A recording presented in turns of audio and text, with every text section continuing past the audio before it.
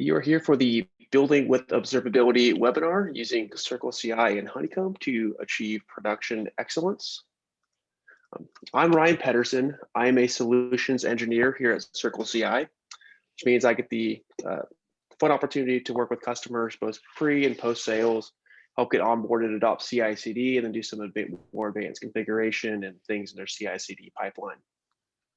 I'll hand it off to Pierre. I'm Pierre Tessier. I'm a solutions architect with Honeycomb. Like Ryan, I also help out customers with their observability journey using Honeycomb, both pre-sales as well as post-sales, to ensure that their journeys is optimal and they continue to gain better knowledge of their systems. So with that, let's talk a little bit about what it is to have elite performing teams and what it is to achieve production excellence, if you will, with your engineering teams. There was a DORA State of the DevOps report that they did earlier this year, and they released it. And they came out with some really important kind of things that really highlight what high performing teams do versus the not so high performance ones. And certainly one of the key factors here was deployment frequency. They do multiple deploys per day, and that's key because that allows you to minimize a change, allows you to be more adaptable and get you to where you need to go. And ultimately, they get that lead time to change is lower. And if something does break, restoring their services is much less than an hour. And it's at the top of the class. And their failure rates also go down. And this is all because we do a lot of small incremental changes. But the benefits aren't just for being a high performing team. You get better outcomes from this, better business outcomes, higher market share, greater profitability. Your employees are happier because they're not always on call. They're not always frustrated with their systems. They have speed and stability together. And ultimately, you have a better culture within your organization. We're going to show you today through this presentation how both CircleCI and Honeycomb, how we help organizations achieve this higher deploy frequency and gain better observability within their platforms. And we're going to show you examples of how we do it with each other's platforms ourselves. So with that, let's go look at what today's webinar is going to be all about.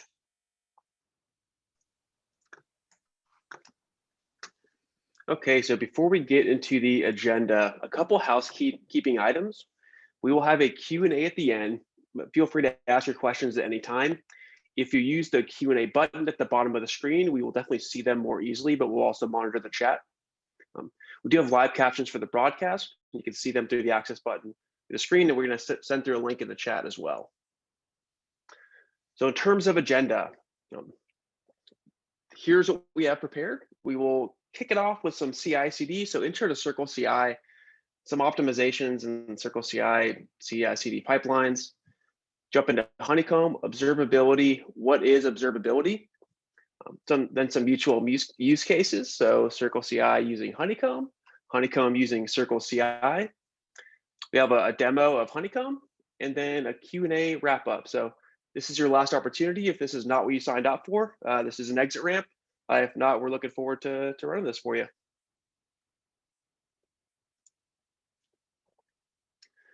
So on to CircleCI. CircleCI, our mission is to empower technology-driven companies to do their best work. We do this by making engineering teams more productive through intelligent automation. And when we say idea to delivery, what we really mean is anything from that ideation stage all the way until the time it hits the hands of the customers. So anything from big features, bug fixes, new products, we help developers and teams focus on what they were hired to do. We handle the automating of the build, test, and deploy. And some background on CircleCI, 9 years old, still growing fast. We have customers in all types of industries, different sizes, at different points in their trajectories, all the way from single developers through building a product, unicorns, Fortune 100. We work with thousands of customers and run millions of builds per day. It means we've seen it all, highly flexible in terms of things that one can do on the platform. And back to that concept of idea to delivery. On the left here in the green, see creation, we see the VCS. That's where all the code lives. Takes all the updates from the developers, ingests it. All the way to the right over here, the other green, the logistics, that's where the code's deployed. Think shipping off a container, deploying to Heroku, deploying to a Kubernetes cluster, really wherever. In the middle part here, this blue, this is CircleCI, automating that building, testing, and delivery of that code. All right, and as I mentioned at the top of the hour, as a solutions engineer at CircleCI, I get to help customers both generally get onboarded, which I think of as ensuring stability and determinism. And then I get to get their builds optimized and as fast as possible. Really, that speed piece. I'm going to jump here right into some of the level 2 pieces associated with speed and stability. These are the levers that I often look to pull to drastically shrink the build times and workflow times. Start with a couple of tried and trues, then a newer option, then a way to adhere to best practices and make the config file as simple as possible. The concurrency and parallelism, really easy when to play around with these concepts, concurrency and parallelism. Before I get to those definitions though, a quick definition of a workflow.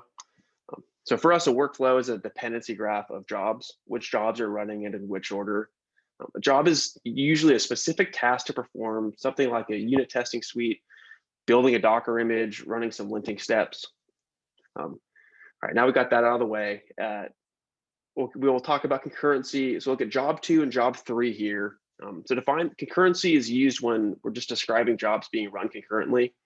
So if you had to run multiple testing suites, something like a unit testing suite, a snapshot testing suite, those can be run side by side. You don't have to wait for one to finish to start the other. For you, that means you're shrinking the amount of time your developers have to wait after pushing code before they get that first piece of feedback. Another level down is parallelism. This is setting the config at the job level. It spins up the specified number of nodes to run that job across. It's really useful in particular for test splitting. We have an internal test splitting mechanism, so it can split up lengthy test suites over whatever defined number of nodes. We optimize that by splitting by timing data so the test suites finish the same time. So think instead of needing to run 1,000 unit tests all sequentially, split those across 30 nodes to drastically speed up that process. Again, get that feedback back to your developer much quicker. So you can also have parallelism set for concurrent jobs, really speeding things up.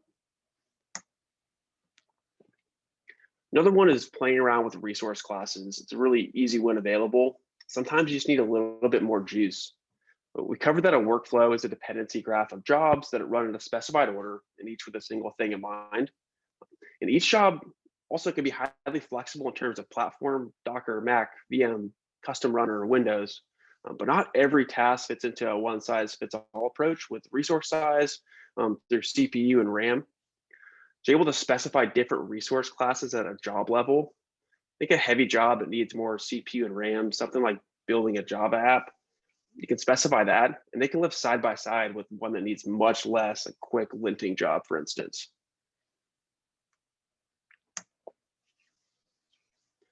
One last optimization speed piece, and this is pretty new, is the ability to use RAM disk in jobs. And before I get into the how, I just want to touch on the why. Each job in CircleCI is isolated from one another, but they do all share the local SSD on the EC2 instance. So it could be fighting if you're running jobs with a high number of parallelism over that SSD. It was brought to light with some inconsistencies in installing node modules in particular, which before RAM disk would have to be formed on SSD rather than in memory. But even without this in mind, RAM disk is just plain fast. So what we did in order to solve this piece around determinism and speed is to utilize something Docker containers already have mounted in them, which is RAM disk. So we're able to specify to use these as working directory, and it utilizes Docker and RAM disk and speeds things up, really useful for IO heavy tasks. It can leverage as much memory as available in the specified resource class. So a really great way to marry together resource classes with more speed. All right, and as promised, on to ways to also make life easier and your config cleaner. And you can think of Orbs here, CircleCI's package manager, reusable configuration as code. It is good for a few main use cases. One, which we'll cover mostly, it's a network of certified and partner Orbs. Now, these are Orbs in our Orb registry made by either CircleCI or one of our close partners, someone like Honeycomb. So if you use one of these, you know everything's up to date. They include best practices in their version. Like, think stability, getting your developers back to doing what they do, not trying to reinvent the wheel, figuring out how to use a tool and to implement that in your CI/CD pipeline. They also include the source code so you can see what's happening or repurpose them if you want to make them your own. They consist of commands, executors, or even entire jobs. So you can distill what might have been 30 lines of many lines of code down to a few or single lines of code and use parameters to do what you need to do and make them scalable and useful across use cases. I think instead of having to call entire script, bash script, you can just simplify that and be off to the races. So as promised, we covered some speed and stability levers, many of the level 2 pieces that customers find value in. So now I'm going to hand it back to Pierre. Awesome. Thanks, Ryan. So, we often talk about Honeycomb. We often talk about observability. And I like to first define what is observability. What does observability mean? Observability means being able to ask any question and getting that answer, even if you don't know what you're looking for. It's not monitoring. I want to be really, really clear here. Monitoring is not equal to observability. You know what else is not equal to observability? 3 different data types. You don't need logs and tracing and metrics to achieve observability. You need to have a different lens on your data to get there. You need to be able to look at that data differently. And we're going to talk a little bit more about that as well. But ultimately, what we want to do is focus on what you need to know, even when it is you don't know what it is you're looking for. So going from that, let's talk about what it is that makes Honeycomb. What is our mission? And what it, so this is observability. So how does Honeycomb apply this to our mission? Ryan? Thanks. So our mission is to give every engineer the observability they need to eliminate the toil and delight their users. Being able to go into your platform and with confidence, knowing we could push that release, because if it is bad, I'll be able to look inside and find out what it is.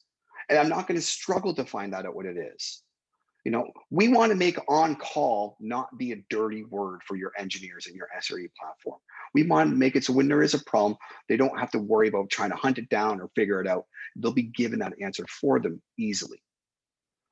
So what makes Honeycomb the platform for observability? What sets us apart from all of this? First off, we have a purpose-made data store for an event-based approach. I said no more thinking of data as traces and logs and metrics. They're all types of telemetry events. And what we want to do is eliminate these 3 pillars and these 3 different tools you need to use and put it all into one tool. So all your data comes in, and no matter how you're trying to slice the data, you could see it all with that same lens. And you want to be able to get there with ridiculously fast queries and no cardinality limits. So it's one thing to come back with a query in a couple seconds or milliseconds, but it's another thing to be able to say, you could push a user ID to your query and group on it. Even if you've got over 100,000, over 1 million, over 10 million users, Honeycomb will perform just fine and still slice the data for you, really allowing you to ask any question across any dimension of the platform. And finally, we want you to take this and wrap it up with service level objectives and have that be the driver for your observability. Raise your hand if you've seen an engineer build a new service and the first thing they did was create a dashboard with 8 charts on it and say, this is what you need to monitor my service. And then when something happened, that dashboard didn't tell you what you need to know. That's because we're built into the psyche that we need to create all these alerts for all these various symptoms. Service level objectives allow us to focus on what the business value of our service was. Why did we create this service? What kind of service did we want to do when we built this product? And then we build our alerting from that. We build our observability from that. So if our service level objectives are struggling, we could use that as a launch pad to learn more. And ultimately, you release alert fatigue. You allow us to focus on what matters within the platform. So look at some of the use cases you can benefit from putting all of these things together with Honeycomb.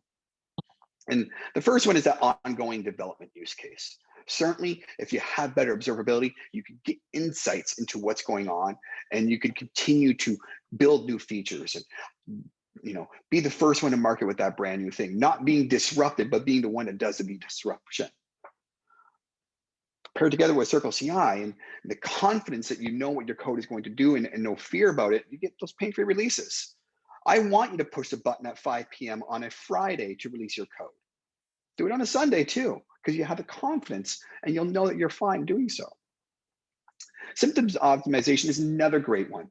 The number of times I've worked with customers where they said, we've instrumented our application with Honeycomb, and wow, we did not know we were calling this query 13 times for a single transaction.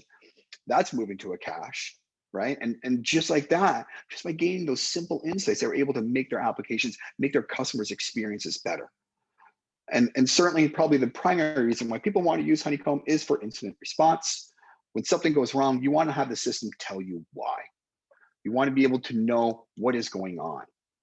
So with that, I'm going to hand it back over to Ryan to actually talk about some of these use cases of how we've used CircleCI and Honeycomb together. Thanks, Pierre. Right, so it takes two to tango. And I'm really excited to talk about some of our mutual use cases. This is also my favorite slide. I love the concept of tangoing, working together. First off, some ways that CircleCI uses Honeycomb. The first use case I want to touch on is quickly finding things that are out of the ordinary for us.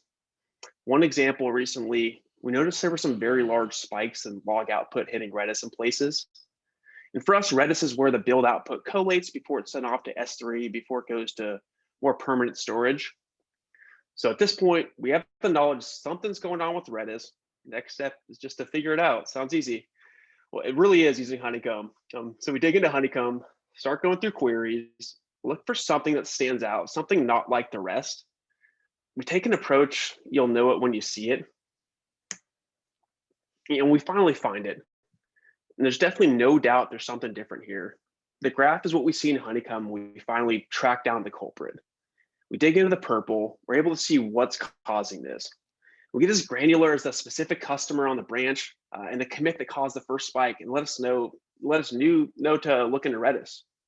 Before I tell you what it was, I want to remind you, CircleCI has thousands of customers. We see millions of builds per day. The fact that we're able to so quickly narrow this down to a specific customer commit with Honeycomb is incredible.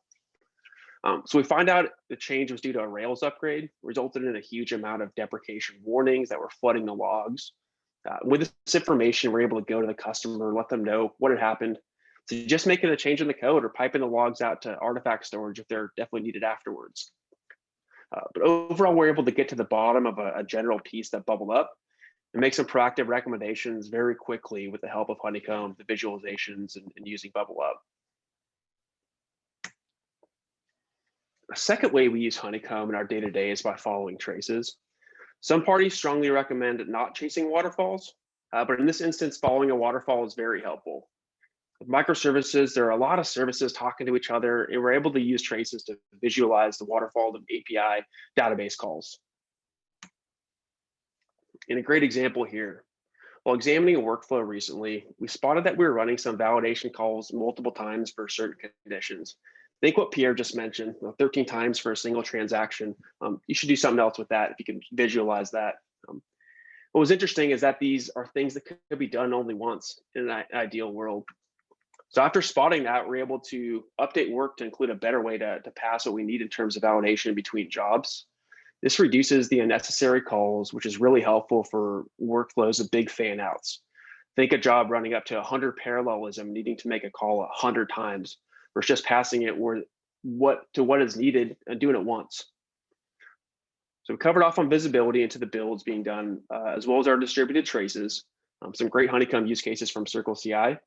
And with that, I'm going to hand it back to Pierre. So thanks, Ryan. This is a fun use case I like to talk about. It's really a theme which has been building a lot lately, getting a lot more traction. We're seeing a lot more people wanting to do this, and it's really all about building better builds. And we're going to talk about how we get there. So first off, I'm going to ask people, raise your hand again. How many people have actually been the person in the chair with the sword before? I know we've all been there. I was an engineer a long time ago as well, and I remember saying, "Oh, it's compiling. Go do this and go do something else," right? Certainly now with build systems out there, we push it off to another platform like CircleCI to do that compiling. But it's still something that existed nonetheless. And if we want to think about this a little bit more, what is a build? What do you do in a build? Well, you take a request to create something, you run it through a series of steps or a workflow. Some of these steps happen in parallel. Some of them, kick off in single file, and eventually you end up with an artifact or a set of artifacts at the end of your build. If we think about what is a request going into your application, it comes into a service. It gets serviced by that service. Maybe it gets branched off and executed in parallel by other services. And eventually all these services are done and they produced a package, and you respond back to the end user with a response. They're really not that dissimilar when you think about what we're doing, which is a series of steps. So what if we take the concepts of distributed tracing? What if we take that and we apply it to builds? So if we could take builds and apply distributed tracing to them, you get something that looks like this. I can see how long my entire build took. I could see what commands were run to do it and how long each command took. We can even see if each individual commands were successful or failure. We could add other attributes as well, like did you produce an artifact, the size of the artifacts, and we can kind of encapsulate all this stuff into a trace. So this looks great. I see a waterfall chart of what looks like a build. How did we get here? Well, Ryan maybe hinted at it earlier on. We built a little utility. We called it build events, and then we wrapped it up with an orb. And we released it over on CircleCI Orbs. It's free for anyone to use, and it allows you to add wrappers for every single step in your build workflow, or at least the steps that matter for you, and build out that same waterfall view. So you could understand your builds. So you could understand and gain observability in what's going on in those builds, optimize them, find better ways to do builds or clean them up. And I'd love to actually show you how this works in action of what did Honeycomb do to do this. So let me go ahead and grab the screen and show this off a little bit. So this is Honeycomb right here. This is our environment. We're staring at the Poodle service. We call it Poodle is our front-end service. We name all our services after dog breeds at Honeycomb. It's kind of fun. And what we've got here is all these markers. And what these markers here are actually our deployments. So at Honeycomb, we build all the time. And if there's any new builds, we will deploy every hour on the hour. It's early in the morning. Engineers don't work overnight. But you could see here, we've been deployed late last night. Looks, this is what happens at Honeycomb. So we could go ahead and look at each one of these and click on that deploy. And we'll actually see the CircleCI workflow of how to get there. And I could see here, this deploy was committed. We can get down to the actual git commit if we wanted to, but what happened, what we were doing, adjusted some kind of Lambda flag for us and launched darkly. And we can see all the steps in that workflow. And this is great. And this is fine. And we get some value there, but this is Honeycomb's build events area. This is where we actually send all the data for all the builds we do. And I've got them kind of plotted out right here. I could come right here, and I'm just going to make this a little bit better for us to see. See all these blocks. These are all the times that we've done a build in the past 24 hours. And again, I could click on each one of these right here, and we'll get that trace of you. And I could see what it was that happened. So this build took 415 seconds. It did some stuff in JavaScript. Let's go ahead and just collapse all these. Oops, I'm so sorry. I'm going to go ahead and collapse all of these. We can see it did a JavaScript build, it did some Go test stuff, and all those same steps you've seen before and those workflows, you can see them all right here with their timings. And each one of them also has other subsets. So we can really understand where are we spending our times in our builds? Can we make them better?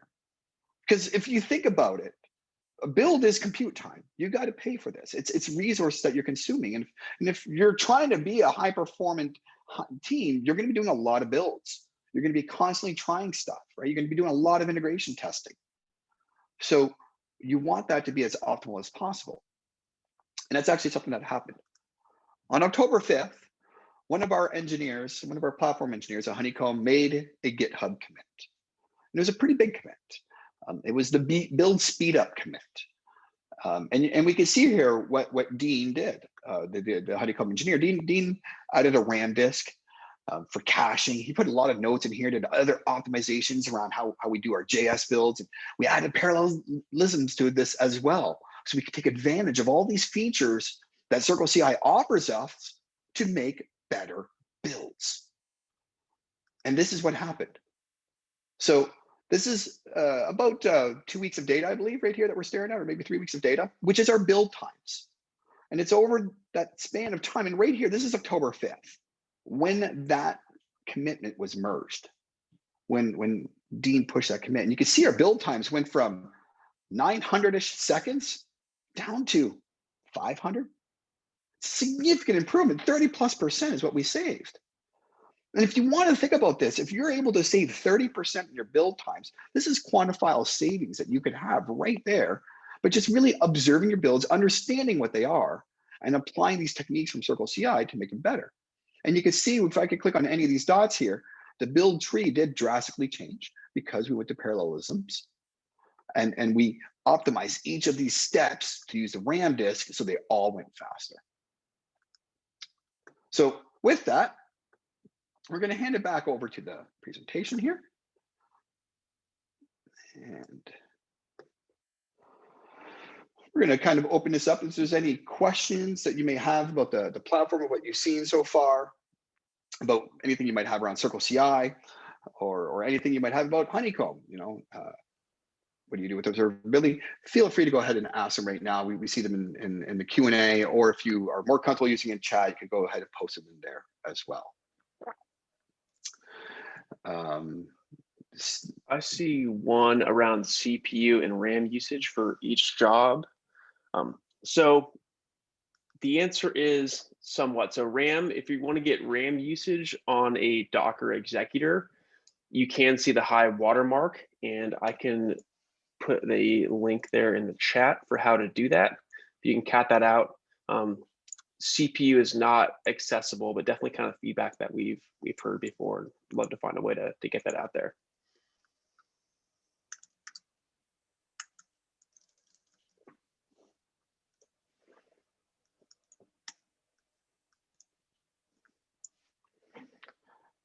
Awesome. I see another one here coming in about what's the difference between logs and traces with Honeycomb. There is no difference when you bring in that data into Honeycomb. We consider all of that events in our parlance. Certainly a trace has additional attributes associated with those events where we can connect them to other similar log lines, if you will. And really, I like to kind of say the journey from log to tracing is going from when you have log lines, is you're going to have an application running with a lot of different entries going inside there. And when you got to go to debug it, you're looking at all these entries flying through, and you can't really correlate which ones make up a single transaction, because that one transaction would have dumped 25 different entries in your log lines. Well, with tracing tracing is the glue for all of those entries. So when you say pull up that one transaction, it's going to extract all those log lines for you and kind of draw it up. And that's the way I like to kind of say what tracing into or what logging into tracing looks like. But to Honeycomb, you can send either or, and our platform allows you to do everything that you see us do on it. We can't draw a waterfall if it's just log lines, but we can do all the other kind of analysis that we're able to do in Honeycomb.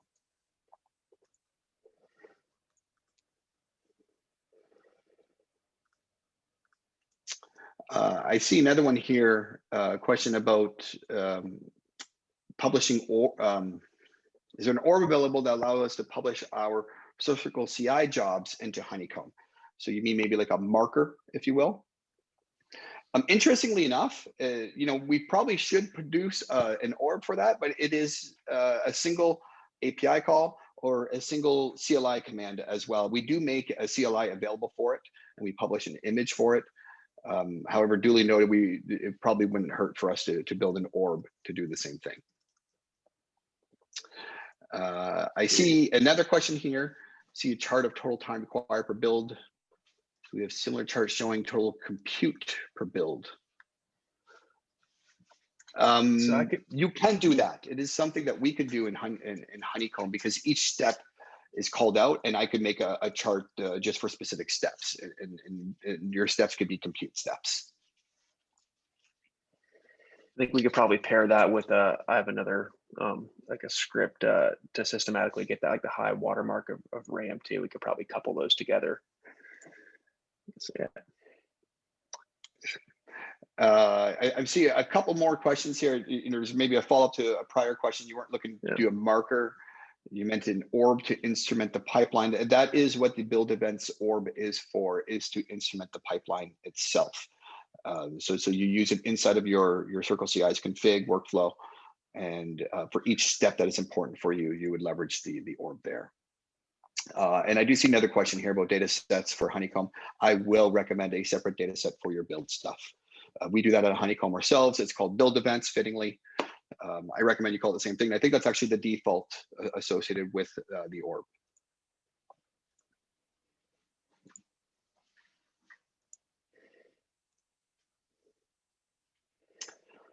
So there's not any more questions. Certainly thank everybody very much. I hope you found this informative. And if you'd love to learn more, go ahead, Ryan. I was going to say, for us, we would love you come out of this just excited about speed, stability, but also just as excited about digging into the orb. So check out our developer hub, the orb registry, get up and running.